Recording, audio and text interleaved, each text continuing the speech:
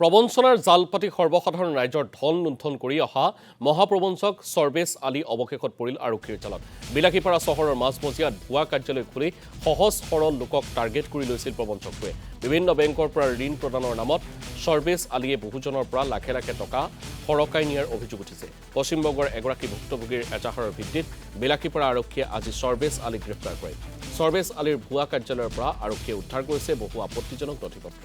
উল্লেখযোগ্য যে মহাপ্ৰবঞ্চক সৰ্বেশ আলীয়ে চহৰখনত স্বাৱলম্বী মিডিয়া মাৰ্কেটিং কোম্পানী নামেৰে এটি কাৰ্যালয় খুলিছিল।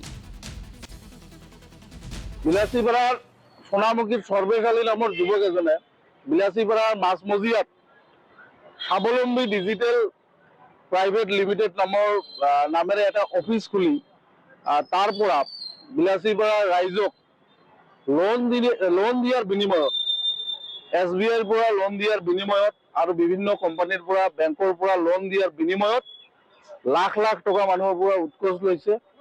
আৰু ইতিমধ্যে বহু কেইজনে তেখেতৰ বিৰুদ্ধে অভিযোগ উত্থাপন কৰিছে আৰু বিলাসীপাড়া প্ৰশাসনে ইতিমধ্যে তেওঁক আটক কৰিছে।